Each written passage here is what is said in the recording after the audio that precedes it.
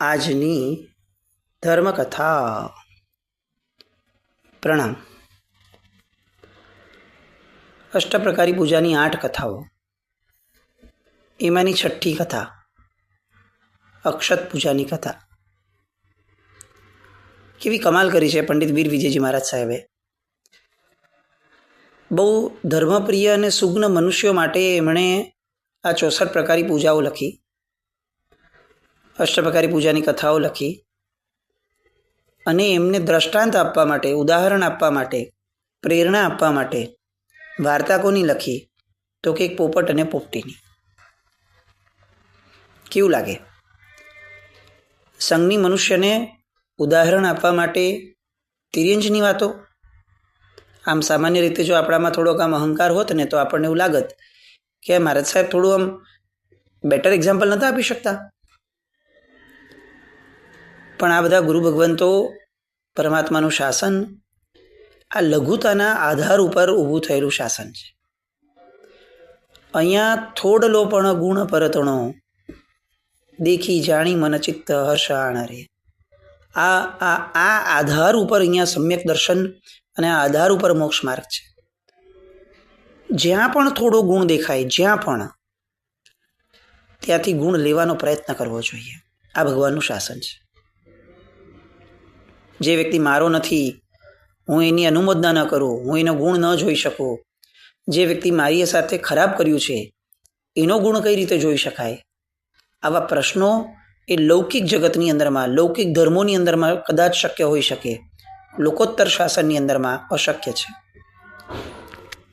સામો વ્યક્તિ મારી વિચારધારાનો છે કે નહીં, મારી તિથિનો છે કે નહીં, મારા ધર્મનો છે કે નહીં, આવી એક પણ વાતનો વિકલ્પ ગુણીજનને ન હોય. સુગ્ન વ્યક્તિ એ છે કે જેને ગુણ જ્યાં દેખાય ત્યાં એ ગુણનો પક્ષપાત હોય.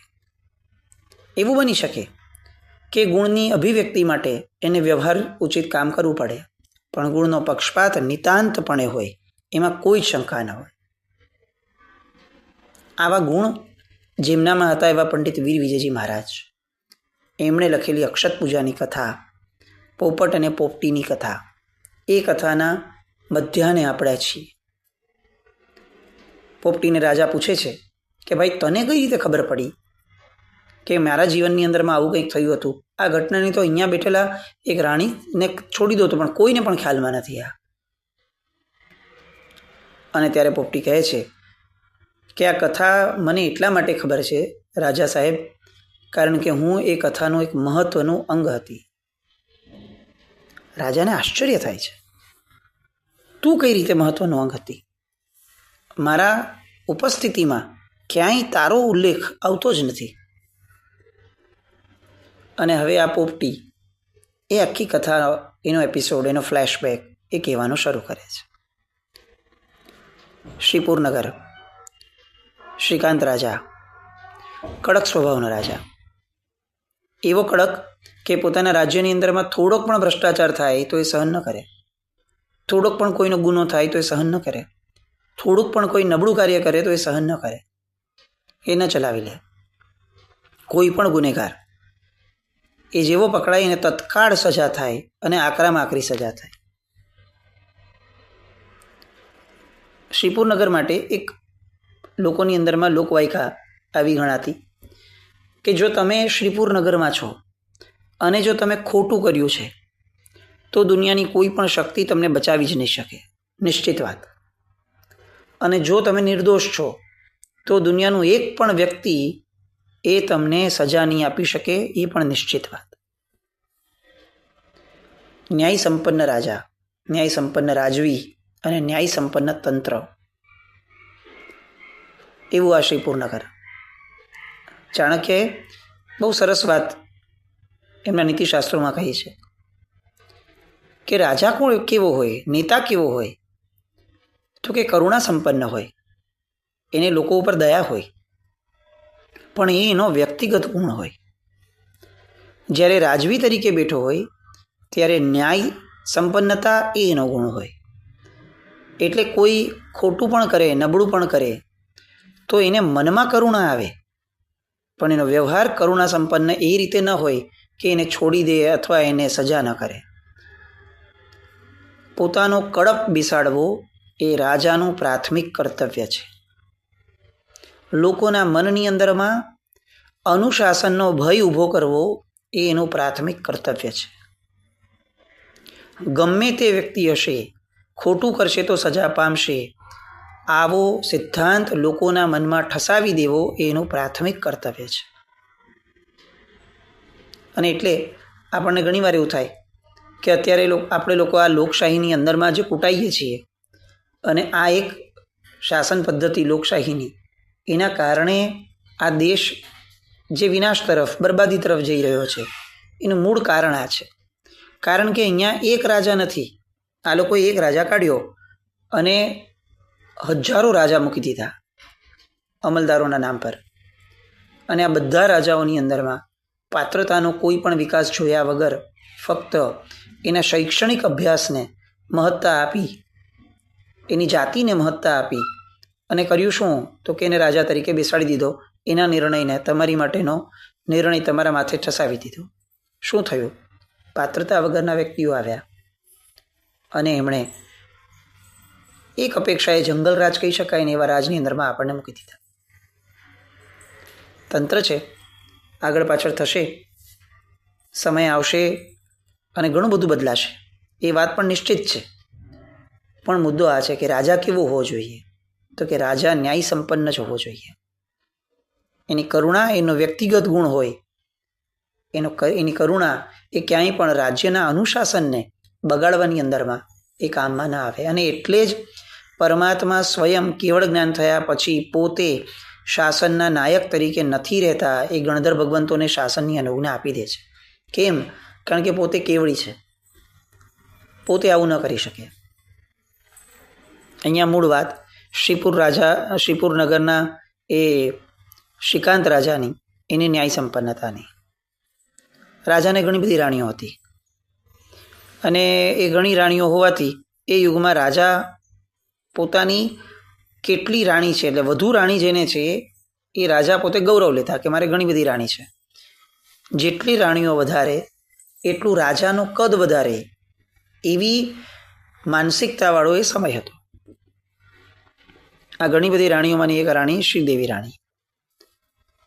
જે પણ હતું, પૂર્વનો કર્મ ગણો કે કોઈ એક વિચાર ગણો, પણ આ શ્રીકાંત રાજાને આ શ્રીદેવી રાજા એના પ્રત્યે અણગમો થયો હતો. એને દીઠી ન ગમે. પોતે જ પરણીને લાવેલો, પોતાની જ પત્ની છે ને તેમ છતાં ભૂલથી પણ જો એ રાજાની નજરે ચડી જાય ને તો રાજાને ગુસ્સો ચડતો, ધુઆપુઆ થઈ જતો. અને શ્રીદેવીને ઘણીવાર એની માટે બહુ જ ઠપકારતો. એટલે હવે શ્રીદેવી રાણી જે છે એને બહુ તકેદારી રાખવી પડતી કે પોતે ક્યાંય પણ રાજાની નજરે ન ચડી જાય. આવું જીવન, અને આવું જીવન જીવતા જીવતા દિવસો, મહિનાઓ, વર્ષો વીતવા લાગ્યા. એ રાણીનું જીવન કેવું જતું હશે એની આપણે તો કલ્પના પણ ન કરી શકીએ, કે જે પોતાનો પતિ, જેના આધારે પોતે પોતાનું પિયર છોડીને આવી છે, પોતાનું આખું જગત બદલાવીને આવી છે, એ પોતાનો પતિ એ એની આંખ સામે પણ આવી જાય તો પણ તકલીફ થાય. આવી જેને કહી શકાય કે પરાધીન અને અત્યંત દુઃખમય જિંદગી એ જેની જઈ રહી હતી, એવી એ રાણી શ્રીદેવી. એમાં એકવાર શ્રીદેવી રાણીને એક પરિવ્રાજિકાનો સંપર્ક થયો. પરિવ્રાજિકા એટલે આપણામાં જેમ સાધ્વીજી ભગવંતો હોય છે એવી રીતે ઇતરની માન્યતાની અંદરમાં સંન્યાસીની, એને પરિવ્રાજિકા કહેવાય. મહામાયાના અવતાર જેવી આ પરિવ્રાજિકા સંપર્ક થયો, સંપર્ક આગળ વધ્યો. હવે આ પરિવ્રાજિકા તંત્ર વિદ્યાની ઊંડી જાણકાર હતી. ઉડતું પંખી એને પાડવું એ આ પરિવ્રાજિકા માટે ડાબા હાથનો ખેલ હતો, કારણ કે તંત્ર વિદ્યાઓ પોતે ભણી હતી. એ જમાનો હતો કે જ્યારે વિદ્યાઓની સેવા થતી હતી, વિદ્યાઓ માટે ઘણી બધી મહેનતો થતી હતી, અને વિદ્યાઓ પણ પાછી એવી હતી કે જે વિદ્યામાં ખરેખર કંઈક ને કંઈક કૌશલ્ય વધે, આજના જેવી નહીં. ધીમે ધીમે પરિવ્રાજિકા અને રાણી એ બંનેની વચ્ચે ગાઢ આત્મીયતા થતી ગઈ. અને થાય હંમેશા માણસને જ્યારે કોઈ હૂંફની જરૂર હોય, કોઈ ઓથની જરૂર હોય, એવા સમયે એને ક્યાંયથી પણ વહાલ મળે તો એ વહાલ એ એની માટે બહુ જ મહત્ત્વનું થઈ જાય. અને એના કારણે એ જે પણ વહાલ આપે છે એની સાથે ગાઢ સંબંધની અંદરમાં સહેજે બંધાઈ જાય, પછી કેટલા વખત જૂનો સંબંધ છે એની મહત્તા ન રહે, અને એની સામે બીજા મહત્ત્વના સંબંધોની મહત્તા પણ ઓછી થઈ જાય. કેમ?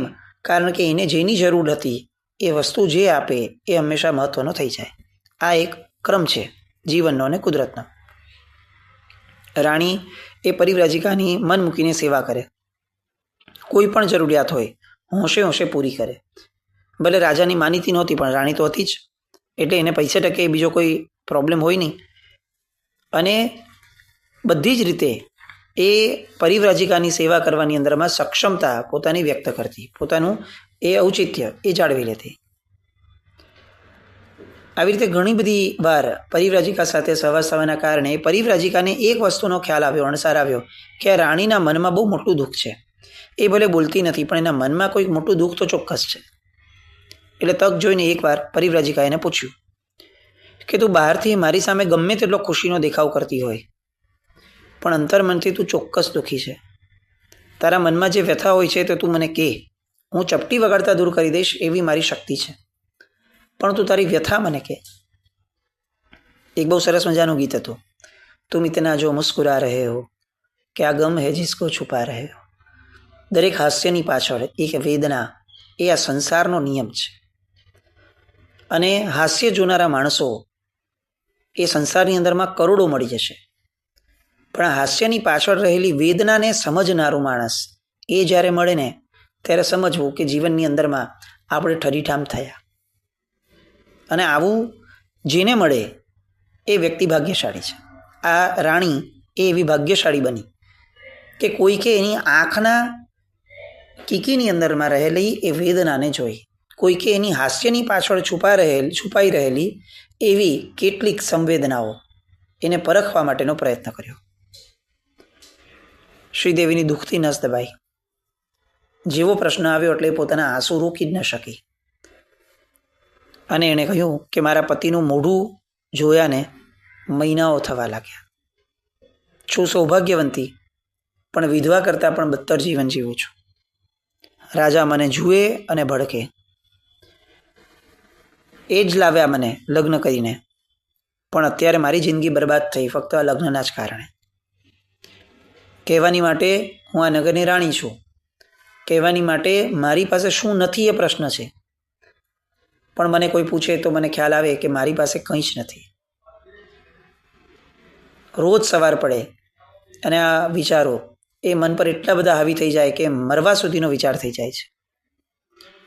પણ મને એક જ બીક લાગે છે કે આ મૃત્યુ જે છે એ એટલું ભયાનક છે મારી સમજણ પ્રમાણેનું કે સામે ચડીને મૃત્યુને વોરવાની પણ મને બીક છે, અને એટલે હું મરતી પણ નથી.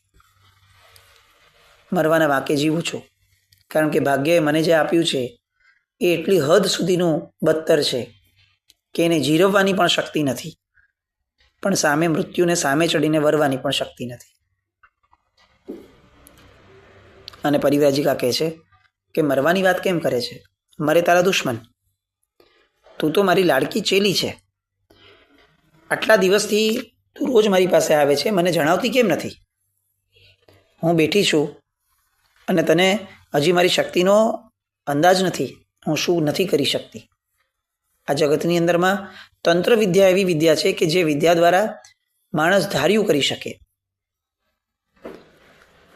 પરિવ્રાજિકાની સામે રાણી જોઈ રહી છે, આશાઓ જાગે છે, અપેક્ષાઓ ઉઠે છે, ઉલ્લાસ મનમાં પ્રગટે છે, પણ હિંમત એવી પ્રગટતી નથી, કારણ કે હજી તો આ ખાલી કીધું છે, કોઈ પરચો તો આપ્યો નથી.